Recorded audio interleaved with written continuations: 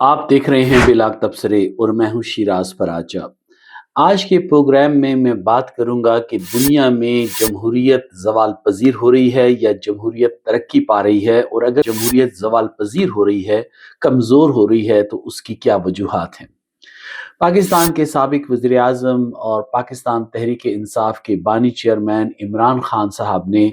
Times magazine के लिए एक मज़मून लिखा है जो उस मैगज़ीन में छपा है, और उस मज़मून में इमरान खान साहब ने शिकायत के अंबार लगा दिए हैं। पाकिस्तान की हुकूमत, पाकिस्तान की रियासत पर इल्ज़ाम आयद किया है कि वो आमिराना रवैया इख्तियार किए हुए है। पाकिस्तान में जमहूरियत की और इंसानी हुकूक की हालत बहुत बुरी है। पाकिस्तान में शख्सी आज़ादियाँ, प्रेस की आज़ादियों पर पाबंदियाँ हैं। पाकिस्तान में सियासी कारकुनों और लीडरों के खिलाफ कार्रवाइयाँ हो रही हैं। इमरान खान साहब जो कि अडियाला जेल रावलपिंडी में कैद हैं, उन्हें एक जुर्म में, करप्शन के जुर्म में सज़ा हो चुकी है, और वो ये कह रहे हैं कि वो बेगुनाह हैं। ये तो खैर अदालत ने, अगली अदालत में साबित होना है, लेकिन जिन शवाहिद की बुनियाद पर इमरान खान को सज़ा दी गई है वो काफ़ी मजबूत बताए जाते हैं माहिरीन कानून की नज़र में। लेकिन वो एक अलग मौजू है। मैं आज ये कहना चाहता हूँ कि इमरान खान साहब का जो मज़मून टाइम्स मैगज़ीन में छपा है, ये उनकी जानिब से लिखा गया या उनके बिहाफ पर लिखा गया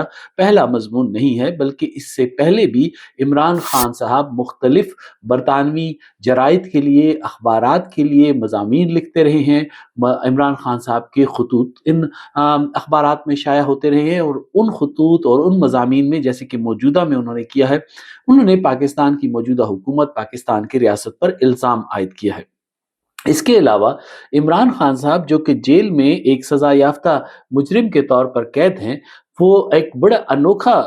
मामला है कि इमरान खान साहब जेल में सियासी मीटिंग्स करते हैं, उनके पार्टी के रहनुमा उनसे मिलते हैं। इमरान खान साहब जेल में बैठकर ये ऐलान करते हैं कि एहतजाज कर दें, सड़कें बंद कर दें, रोड बंद कर दें, और ऐसा हो जाता है। हज़ारों लोग जाके मुज़ाहरे करते हैं,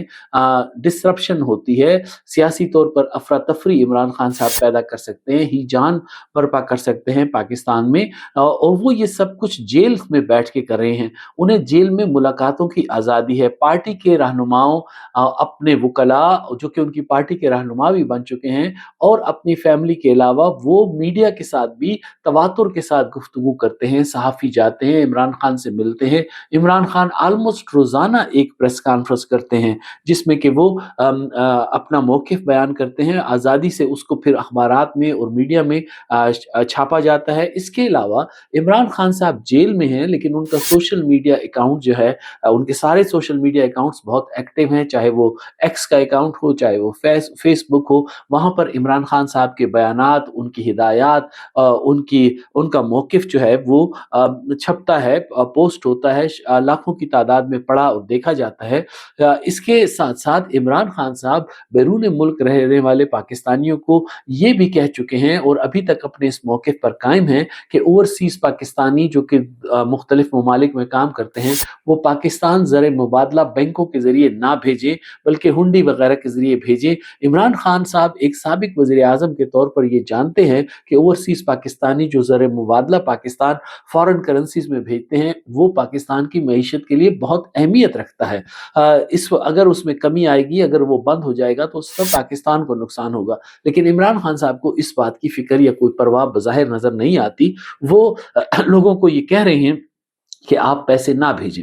अब ये इमरान खान साहब के सारे इक़दामात को देख लें, उनका जेल में होना और जेल से ऑपरेट करना, सियासी सरगर्मियों में हिस्सा लेना, बैनुल-अक़वामी मीडिया में जो है मज़ामीन लिखना, खतूत लिखना, उनके कहने पर मुज़ाहरे होने, ये सब कुछ जो है बहुत अनहोना है और बहुत अजीब है। और इमरान खान साहब ने अपने मज़मून में जो इल्ज़ाम लगाया है पाकिस्तान की रियासत और पाकिस्तान की हुकूमत पर कि वो गैर जमहूरी है, आमिराना है, तो फिर हैरत होती है कि एक शख्स जो ये कह रहा है अपने मज़मून में कि पाकिस्तान में इतनी सख्ती है, इतना बुरा हाल है, तो उसकी बातें किस तरह छप जाती हैं और फिर वो टॉलरेट भी की जाती हैं, और इमरान खान साहब से मुलाकातें भी हो रही हैं, वो सियासी एक्टिविटीज़ भी जारी रखे हुए हैं। तो ये पाकिस्तान की जमहूरियत की आप इसे क्या कहेंगे, ताकत कहेंगे या कमज़ोरी कहेंगे, कि जिसमें ऐसा एक शख्स जो कि जेल में है और सज़ा याफ्ता मुजरिम है, उसको वो ये एक्टिविटीज़ वो किए जा रहा है। تو یہ اس بات کو یہاں روک کے میں بات کرنا چاہوں گا، دنیا میں جو جمہوریت کی صورتحال ہے وہ اس پر میں کچھ آپ کے ساتھ انفارمیشن شیئر کروں گا۔ دیکھیے، سویڈن میں ایک ادارہ ہے ورائٹیز آف ڈیموکریسی کے نام سے۔ ورائٹیز آف ڈیموکریسی جو ہے یہ ایک ریسرچ انسٹیٹیوٹ ہے جو گوٹنبرگ یونیورسٹی سویڈن میں واقع ہے۔ اس ریسرچ انسٹیٹیوٹ میں بڑے بڑے پروفیسرز، ایکیڈیمکس، ریسرچرز، ایکسپرٹس کام کرتے ہیں سویڈن میں بھی، اور ان کے جو نیٹ ورک ہے وہ پوری دنیا میں خصوصاً یورپی ممالک میں پھیلا ہوا ہے۔ ورائٹیز آف ڈیموکریسی کو جو فنڈنگ ہوتی ہے، جو پیسہ ملتا ہے، وہ سویڈش حکومت سے ملتا ہے، ڈنمارک کی حکومت سے ملتا ہے، یورپین کمیشن سے ملتا ہے، یورپین کونسل فار ریسرچ سے ملتا ہے، مختلف دیگر یورپین ادارے اور حکومتیں اس کی فنڈنگ کرتی ہیں۔ اس کے ساتھ ساتھ امریکہ کا یو ایس ایڈ بھی اس کی فنڈنگ کرتا رہا ہے، امریکہ ورلڈ بینک بھی اس کی فنڈنگ کرتا رہا ہے۔ لہٰذا یہ ایک ایسا مغربی ریسرچ انسٹیٹیوٹ ہے جس کی پشت پر سارے مغربی یورپین ممالک کھڑے ہیں اور اس کو سپورٹ کر رہے ہیں۔ یہ ورائٹیز آف ڈیموکریسی مختلف جمہوریت کی حالت کے مطابق، جمہوریت کی حالت ہے یا جو اس کی سٹیٹ ہے اس کے حوالے سے رپورٹ جاری کرتا ہے۔ اب ورائٹیز آف ڈیموکریسی نے 2024 میں دنیا میں جمہوریت کی صورتحال کے حوالے سے جو رپورٹ ظاہر کی گئی ہے، جو رپورٹ جاری کی ہے، اس رپورٹ میں بہت چونکا دینے والی باتیں سامنے آئی ہیں۔ مثال کے طور پر ورائٹیز آف ڈیموکریسی نے اپنی 2024 کی ڈیموکریسی رپورٹ میں یہ کہا ہے کہ 2003 میں دنیا میں 50% ممالک ایسے تھے جہاں پر غیر جمہوری آمرانہ حکومتیں قائم تھیں، جبکہ 50% ممالک ایسے تھے جہاں پر جمہوری حکومتیں یا نیم جمہوری حکومتیں قائم تھیں 2003 میں۔ لیکن 20 سال بعد صورتحال according to varieties of democracy تبدیل ہو چکی ہے۔ اب وہ ان کا جو ڈیٹا ہے، جو ان کی فائنڈنگ ہے، وہ یہ کہتی ہے کہ دنیا کے 71% ممالک جو ہیں وہاں پر غیر جمہوری اور آمرانہ حکومتیں ہیں، جبکہ 29% ممالک میں جو ہیں وہ جمہوری حکومتیں ہیں۔ گویا 20 سال کے عرصے میں اس ادارے کے مطابق دنیا میں جمہوریت کمزور ہوئی ہے، دنیا میں جمہوریت کرائسس کا شکار ہے، اور بجائے اس کے کہ دنیا میں جمہوری ممالک کی تعداد بڑھتی، وہ کم ہوئی ہے۔ اس ادارے نے اپنی اسی 2024 کی رپورٹ میں یہ کہا ہے کہ 2003 میں دنیا میں 35 ایسے ممالک تھے جہاں پر جمہوریت گرو کر رہی تھی، پنپ رہی تھی۔ 35 ممالک میں جمہوریت 2003 میں بڑھ رہی تھی، ٹھیک ہے، لیکن اس کے مقابلے میں 2023 میں صرف 18 ممالک ایسے ہیں جہاں پر کہا جا سکتا ہے کہ جمہوریت مضبوط ہو رہی ہے ورائٹیز آف ڈیموکریسی کے ڈیٹا کے مطابق۔ تو اس سے یہ وہ بتا رہے ہیں کہ جمہوریت کی طرف جو بڑھنے والے ممالک ہیں ان کی تعداد 35 سے کم ہو کر 18 رہ گئی ہے 2023 میں۔ ورائٹیز آف ڈیموکریسی یہ کہتی ہے کہ 2003 میں 11 ممالک ایسے تھے جہاں پر کہ غیر جمہوری حکومتیں پروان چڑھ رہی تھیں یا مضبوط ہو رہی تھیں، لیکن 2023 میں یہ تعداد بڑھ کر 42 ہو گئی ہے، یعنی 42 ممالک میں 42 ممالک میں غیر جمہوری حکومتیں جو ہیں وہ طاقتور ہوئی ہیں۔ تو اس سے وہ یہ کہہ رہے ہیں کہ جو دنیا میں جمہوریت کمزور ہوئی ہے، جنوبی ایشیا میں کمزور ہوئی ہے، مشرقی یورپ میں کمزور ہوئی ہے، اور بعض دیگر خطوں میں جمہوریت کمزور ہوئی ہے۔ یہ ایک مغربی ادارے کا، جس کے پشت پر مغربی حکومتیں کھڑی ہیں، اس کی یہ اسیسمنٹ ہے۔ اب دنیا میں چونکہ مغرب اپنی اینک لگا کر مختلف ممالک کو دیکھتا ہے، تو مغرب یہ کہتا ہے کہ یہ جمہوری ہمارے معیار کے مطابق نہیں ہے، لہٰذا یہ غیر جمہوری ہے۔ لیکن اس کی جو انڈر لائنگ ریزنز ہیں اس پر تھوڑا سی بات کر لیتے ہیں کہ ایسا کیوں ہوا ہے۔ دیکھیے، پوری سرد جنگ کے دوران مغربی دنیا نے اپنے آپ کو ایسی ممالک کے طور پر، ایسے معاشروں کے طور پر پیش کیا جہاں پر شخصی آزادیاں تھی، صحافت کی آزادی تھی، پریس فریڈم تھی، جو ہے ڈیموکریسی تھی، پارلیمنٹ تھی، سیپریشن آف پاور تھی، ایکسٹرا ایکسٹرا۔ اور اس کے مقابلے میں جو سوویت یونین تھا وہاں پر اس قسم کی کوئی آزادی نہیں تھی، اور سوویت یونین کو وہ ٹوٹالیٹیرین رجیم کہتے تھے۔ اور اسی بنیاد پر انہوں نے ایک پروپیگنڈا وار لڑی، پراکسی وار لڑی سوویت یونین کے خلاف، مغربی یورپ اور امریکہ نے 40 سال تک، اور اس میں اپنے آپ کو ایک بہترین نظام کے طور پر پیش کیا۔ لیکن جب 1991 میں سوویت یونین جو ہے وہ بکھر گیا، تو اس کے بعد ہم دیکھتے ہیں کہ مغربی یورپی ممالک نے جو ایک خوبصورت ماسک پہن رکھا تھا وہ ماسک انہوں نے اپنے چہرے سے اٹھا لیا اور انہوں نے دنیا میں جگہ جگہ جا کر فوج کشی کرنا شروع کر دی، کمزور ممالک کے وسائل پر قبضہ کرنا شروع کر دیا۔ آغاز انہوں نے یوگوسلاویہ سے کیا، یوگوسلاویہ پر نیٹو نے بمباری کی، اس کے ٹکڑے ٹکڑے کیے اور اس کو چھوٹے چھوٹے ملکوں میں، بالکن کے جو ملک ہیں ان میں تقسیم کر دیا، سربیا اور کروشیا اور بوسنیا ہرزیگووینا اور کوسوو، اس میں انہوں نے تقسیم کر دیا۔ اس کے ساتھ ہی 1991 سے لے کر 1999 تک امریکہ کی کمپنیاں، امریکہ کے کاروباری ادارے، امریکہ کی کارپوریشنز، امریکہ کی ملٹری اسٹیبلشمنٹ، وہ ساری دندناتے پھر رہے تھے روس میں، یوکرائن میں، کیونکہ وہ کمزور ہو چکے تھے۔ یہ بعد میں ولادیمیر پوٹن جب صدر بنے، پہلے پرائم منسٹر اور پھر صدر 2000 میں، تو اس میں انہوں نے اس روس کو دوبارہ سے اپنے پاؤں پر کھڑا کرنا شروع کر دیا۔ لیکن مغربی ممالک جو کہ دنیا میں جمہوریت کے، لبرل ڈیموکریسی کے بڑے علمبردار تھے، اور ان کے اسکالرز اور ان کے رائٹرز یہ کہہ رہے تھے کہ ہم نے کمیونزم کو بھی شکست دی ہے، فاشزم کو بھی شکست دی ہے جرمنی میں، تو اب دنیا کا جو فائنل نظام ہے وہ لبرل ڈیموکریسی ہے۔ فرانسس فکویاما نے 1992 میں اس کے بارے میں کتاب بھی لکھی تھی، end of history and last man, میں اس کے بارے میں پہلے بتا چکا ہوں۔ تو یہ اس نوشن کے ساتھ مغرب نے یہ کہا کہ اب یہ ہماری دنیا ہے اور اس میں ہمارا نظام لبرل ڈیموکریسی قائم ہوگی، لیکن اپنے عمل سے انہوں نے یہ ثابت کیا کہ وہ اب بھی امپیریلسٹ ہیں، وہ اب بھی کالونیاں قائم کرنا چاہتے ہیں، اب بھی غریب ملکوں کے وسائل پر قبضہ کرنا چاہتے ہیں، کمزور ممالک کے وسائل پر قبضہ کرنا چاہتے ہیں۔ مجھے اچھی طرح یاد ہے، آج سے 22 سال پہلے فروری 2003 میں امریکہ میں فروری 2003 میں برطانیہ میں تقریباً 10 لاکھ لوگ مظاہرے کے لیے نکلے تھے، اور مظاہرے کا مقصد یہ تھا کہ برطانوی حکومت سے یہ کہا جائے، جو کہ ایک جمہوری ملک ہے، مدر آف ڈیموکریسی ہے، کہ آپ عراق پر حملہ نہ کریں۔ مجھے شدید صدمہ پہنچا اس وقت، اس فروری کی اس شام کو، جب میں نے BBC پر یہ دیکھا کہ بتایا گیا کہ جی مظاہرے میں 20 سے 25 ہزار لوگ تھے، یا صبح جو برطانوی اخبارات تھے انہوں نے لکھا، کسی نے لکھا 20,000، کسی نے کہا 25,000، کسی نے کہا کہ 1 لاکھ قریب لوگ تھے۔ در حقیقت یہ سارے فگرز جو وہ کوٹ کر رہے تھے برطانیہ میڈیا والے، عراق کی جنگ کے خلاف جو مظاہرہ ہوا تھا، ملین کا مظاہرہ ہوا تھا، وہ پولیس کے فگر کوٹ کر رہے تھے۔ تو اس سے یہ ثابت ہو رہا تھا کہ برطانیہ کی اسٹیبلشمنٹ، برطانیہ کی پولیس اور برطانیہ کا میڈیا آپس میں ملا ہوا ہے۔ ایک ایسے ملک میں جہاں پر پریس فریڈم ہونی چاہیے، جہاں پر آزادی تھی، وہاں پر انہوں نے پبلک اوپینین کو مینیپولیٹ کرنے کے لیے لوگوں کو یہ بتایا کہ یہ جو مظاہرہ کل عراق کی جنگ کے خلاف ہوا ہے، اس میں چند ہزار لوگوں نے شرکت کی، اور یہ جو ملین مارچ کہا جا رہا ہے وہ ملین مارچ نہیں تھا۔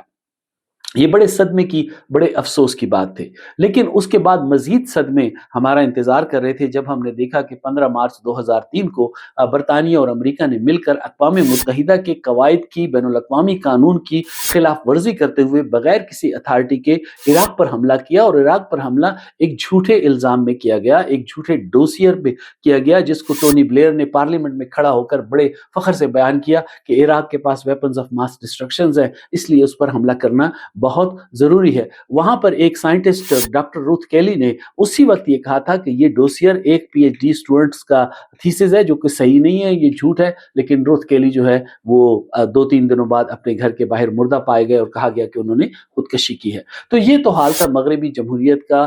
جو سوویت یونین کے ختم ہونے کے بعد انہوں نے اپنا جو گھنامنا چہرہ تھا وہ دنیا کے سامنے پیش کرنا شروع کر دیا، اور پھر یوگوسلاویہ ہو یا عراق ہو یا افغانستان ہو یا دوسرے ممالک ہوں، انہوں نے حملے کیے اور فوجی قبضے کیے، اور ان کے وسائل کو اپنے کنٹرول میں لائے، اور جمہوریت کا یا انسانی حقوقوں کا کوئی ادراک انہوں نے نہیں کیا۔ یہ جو آج یوکرین میں ہو رہا ہے، یہ بھی انہوں نے ہی شروع کیا تھا، میں پہلی کئی ویڈیوز میں یہ بتا چکا ہوں۔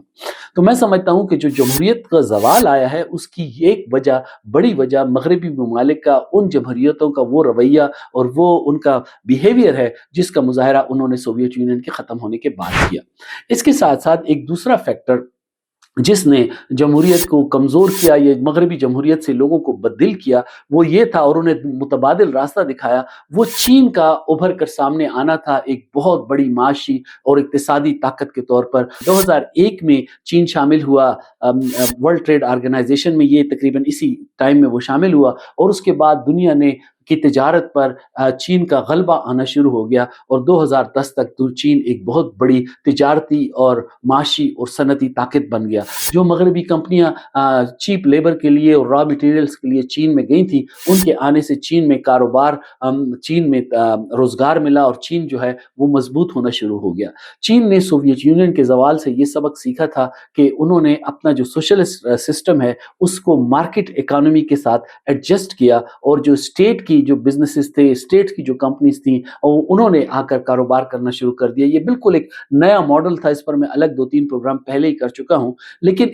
आज मैं ये बताना चाहता हूं कि चीन ने ये जो नया मॉडल अडॉप्ट किया, सोशलिज्म और कैपिटलिज्म, मार्केट इकोनॉमी को मिलाकर, ये बहुत कामयाब साबित हुआ और इसके नतीजे में चीन जो है पिछले 20-25 साल में अपने मुल्क के तकरीबन 850 मिलियन लोगों को खते गुर्बत से ऊपर ला चुका है, यानी उनको गुर्बत से निकालकर लोअर मिडिल क्लास और मिडिल क्लास बना चुका है, के शहरियों में शामिल कर चुका है। देहातों से लोग शहरों में आए, नए शहर बसाए गए, टेक्नोलॉजिकल रिवोल्यूशन आया, इंडस्ट्रियल रिवोल्यूशन आया, इंफ्रास्ट्रक्चर वहां पे डेवलप किया गया। आज आप जाकर चीन के शहरों को देखें, जो उसके साहिली शहर हैं, वो इनोवेशन की, वो टेक्नोलॉजी का एक शाहकार हैं। चीन जो है इस वक्त वहां जाकर ऐसा महसूस होता है कि आप सचमुच 21वीं सदी में खड़े हैं और 22वीं सदी की तरफ आप मूव कर रहे हैं, क्योंकि चीन ने इस कदर तेजी से तरक्की की है पैदावार में, इंडस्ट्री में, इंजीनियरिंग में, एविएशन में, स्पेस में, एआई में,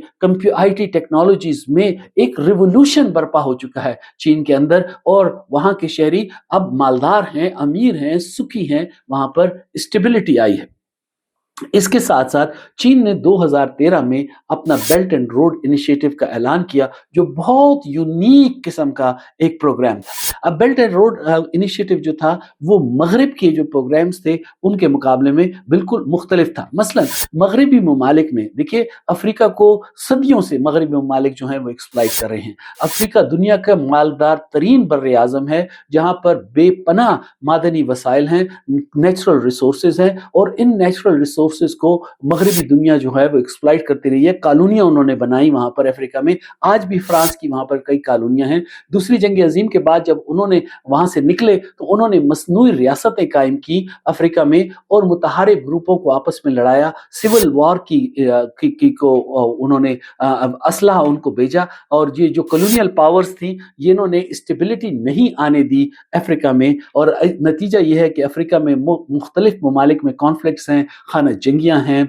वहां पे गुर्बत है, वहां पे बीमारी है, वहां पर कहत है। जैसे ही अफ्रीका का नाम जहन में आता है तो हमारे जहन में ये सारी नेगेटिव चीजें, मनफी इशारे, मनफी इमेजेस सामने आते हैं, जिसकी बड़ी वजह जो है वो मगरबी ममालिक की मदाखलत, मगरबी ममालिक की डिवाइड एंड रूल की पॉलिसियां हैं और इसके साथ साथ जो मगरबी फाइनेंशियल इंस्टीट्यूट्स जो 1944 में नए वर्ल्ड ऑर्डर के लिए बनाए गए थे, IMF और वर्ल्ड बैंक की पॉलिसियां हैं, जिन्होंने अफ्रीकियों का गला घोंट दिया स्ट्रक्चरल एडजस्टमेंट प्रोग्राम्स के जरिए सन 1980 और सन 1990 की दहाई में। और अफ्रीकी ममालिक जो हैं वो कर्जों तले दब गए, उनके यहाँ गुर्बत मजीद लोग गरीब हुए, उनके यहाँ वेलफेयर स्टेट का तस्वर पैदा ही नहीं होने दिया गया और लोगों को बहुत ज़्यादा मसाइल और तकालीफ का सामना करना पड़ा। यही कुछ इन्होंने जो है जनूबी अमेरिका में अमेरिका ने किया, बल्कि वहाँ पर तो रिजीम पर रिजीम चेंज की, फिडल कास्ट्रो को कत्ल करने की कोशिशें की गई, वेनेजुएला के हुगो चावेज के पीछे ये पड़े रहे,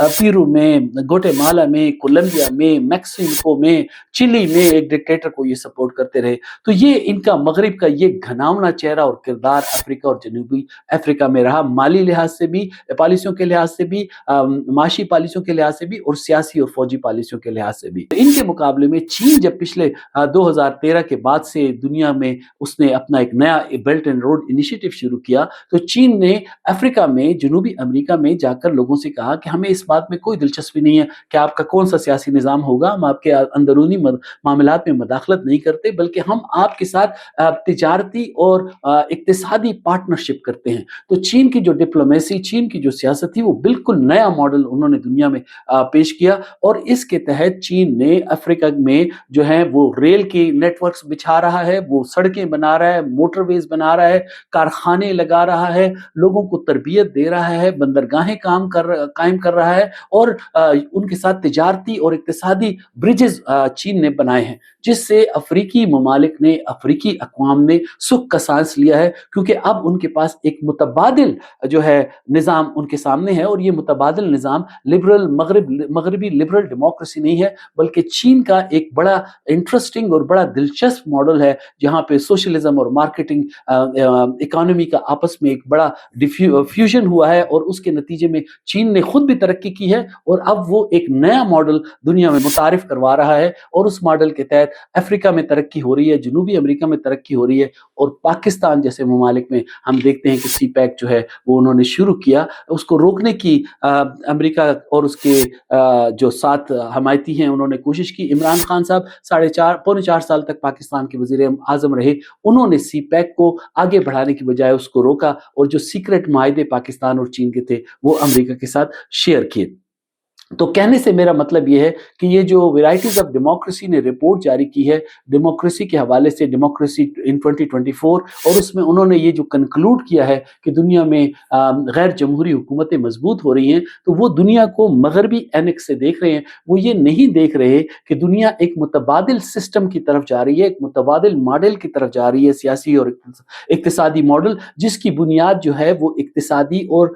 माशी इस्तेहकाम है। जब लोगों के पास रोजगार होगा, जब लोगों के पास करियर के मौके होंगे, जब लोगों की तरबियत, वो वोकेशनल स्किल सीखेंगे, नॉलेज सोसाइटी बनाएंगे, तो वो इकोनॉमी जब मजबूत होगी तो मुल्क में खुशहाली और इस्तेहकाम आएगा। माशी और इक्तिसादी तरक्की के बगैर बाहर मुल्क से, गैर मुल्कों से लाकर जमहूरी मॉडल अपने मुल्कों में नाफिज करना, ये कभी कामयाब नहीं हो सकते। मैं तस्लीम करता हूँ कि मैं नौजवानी में और अब भी मैं जमहूरियत का हामी हूँ। हमने कोशिश की, स्ट्रगल की ज़ियाउल हक के खिलाफ, उसके बाद सहाफ़ी के तौर पर, तालिब इल्म के तौर पर, एक्टिविस्ट के तौर पर हमने पाकिस्तान में रूल ऑफ लॉ और जमहूरियत के लिए बहुत कोशिश की, और हम चाहते थे कि वो ऐसा हो। लेकिन दुनिया के अब जो हालात बदल चुके हैं, उसमें जब तक आप अपनी इकोनॉमिक स्टेबिलिटी नहीं लाएंगे, आप अपनी इंडस्ट्रियल बेस मजबूत नहीं करेंगे, आप एक्सपोर्ट्स नहीं करेंगे, तो आपके यहाँ स्टेबिलिटी नहीं आएगी, अफरा तफरी होगी। पाकिस्तान में आबादी का बम जो है वो पाकिस्तान के लिए बहुत खतरनाक बम है, क्योंकि पाकिस्तान की आबादी बहुत तेजी से गैर मामूली तौर पर बढ़ रही है, और पाकिस्तान के वसाइल उतने ही हैं। पाकिस्तान का ढांचा जो है वो कॉलोनियल है, अंग्रेजों ने जो ढांचा बनाया था, इंफ्रास्ट्रक्चर वो वही है। उसमें अभी ये सी पैक की वजह से नवाज शरीफ साहब जब हुकूमत में आए तो हमने कुछ ये मोटर्स वेज वगैरह बनाए, अदरवाइज ये नहीं थे। तो पाकिस्तान में ब्यूरोक्रेसी जो है वो ब्रिटिश दौर के निज़ाम के तहत चल रही है, फौज जो है वो ब्रिटिश दौर के निज़ाम के तहत चल रही है, और पूरी पाकिस्तानी सोसाइटी एक ऐसे मजहबी जो है माइंडसेट में जिंदा है जो आज से सदियों साल पुराना है, और वो जो है वो उससे निकलने को तैयार नहीं, बल्कि वो 21वीं सदी में 12वीं सदी और 13वीं सदी और 14वीं सदी की जो है निज़ाम को लाना चाहते हैं। वो 1400 साल पहले या 800 साल पहले या 1000 साल पहले की जिस सोसाइटी, फ्यूडल सोसाइटी के जो निज़ाम है, वो उसको लाना चाहते हैं पाकिस्तान के लोग। तो इसलिए पाकिस्तान में ये अफरा तफरी है, पाकिस्तान में ये बेचैनी है। इस अफरा तफरी और बेचैनी को बढ़ाने में इमरान खान साहब ने बहुत बड़ा किरदार अदा किया है। ज़ियाउल हक के बाद से जो नस्लें जवान हुई, उन्होंने वो दरसी कुतब पढ़ी जो मिलिट्री एस्टेब्लिशमेंट ने लिखवाई थी, लोगों की सोच को महदूद करने के लिए, उनको जो हकाइक से दूर करने के लिए, उनको झूठी कहानियाँ, झूठे अफसाने सुनाए गए, और वो नस्ल जो जवान हुई बगैर सियासी तरबियत के, और क्योंकि सियासी पार्टियों ने उनकी उस तरह से तरबियत नहीं की, वो इमरान खान के हत्थे चढ़ गए, और इमरान खान ने उनके अंदर नफरत, गीबत, मुनाफिकत, झूठ को फिरोग दिया, और वो उनको अपने पीछे लगा लिया। गैर हकीकी और झूठे नारे लगाकर इमरान खान के कौल फेल में बहुत ज़्यादा तजाद है। वो जमहूरियत भी नहीं चाहते, वो खुद एक आमिर के तौर पर हुकूमत करना चाहते हैं। और जब वो वज़ीर आज़म थे, उनका प्लान ये था कि वो पार्लिमानी सिस्टम को ख़त्म करके सदारती सिस्टम लाया जाए, जिसमें वो एक सदर हों और फौज के साथ वो हुकूमत करें। वो उनका मंसूबा منصوبہ ناکام ہو گیا تو اب وہ بہت فرسٹریٹڈ ہیں، لیکن ان کے پاس کوئی نظام نہیں ہے، کوئی روڈ میپ نہیں ہے کہ پاکستان کو حقیقی آزادی یا ترقی وہ کیسے دلوائیں گے۔ انہوں نے پونے 4 سال میں کچھ نہیں کیا، ان کی 12 سال سے خیبر پختونخوا میں حکومت ہے، انہوں نے کچھ نہیں کیا اور پاکستان کو انسٹیبلٹی کی طرف وہ لے کر گئے۔ وہ جیل میں ہیں، یہ اچھی بات نہیں ہے، ان کو انہوں نے جرم کیا، اللہ کرے وہ عدالت ان کا وہ جرم ثابت اس میں نہ ہوا ہائر کورٹس میں اور وہ آزاد ہو جائیں، لیکن مسئلہ یہ ہے کہ عمران خان صاحب پاکستان جیل سے اگر باہر ہوں گے تو وہ پاکستان میں سیاسی اسٹیبلٹی استحکام نہیں لانے دیں گے۔ وہ افراتفری پر یقین رکھتے ہیں، انارکی پر یقین رکھتے ہیں، ڈی اسٹیبلائزیشن پر یقین رکھتے ہیں، اور اس وقت تک وہ ہنگامہ برپا کرتے رہنا چاہتے ہیں جب تک کہ وہ مطلق العنان حکمران کے طور پر پاکستان پر دوبارہ مسلط نہ ہو جائیں۔ تو اب اگر ان کو چھوڑ دیا جائے تو ہم یہ دیکھ رہے ہیں کہ پچھلے یعنی 2-3 سال پہلے پاکستان دیوالیہ ہو چکا تھا، پاکستان جو ہے ڈیفالٹ کر چکا تھا۔ اب 2-3 سال میں پاکستان اس ڈیفالٹ کے سٹیٹ سے نکل آیا ہے، پاکستان میں اشاریے بہتر ہو رہے ہیں، اقتصادی استحکام آ رہا ہے، پاکستان کے بیرونی ممالک کے ساتھ جو ہیں رابطے ہو رہے ہیں، تعلقات بڑھ رہے ہیں۔ ابھی ہم اس کرائسس سے پوری طرح نہیں نکلے، لیکن ہم اس ریڈ زون سے نکل چکے ہیں، ہم ڈیفالٹ سے بچ چکے ہیں اور ہماری جو صورتحال ہے وہ بہتری کی طرف جا رہی ہے۔ اگر ایسے میں اب عمران خان صاحب دوبارہ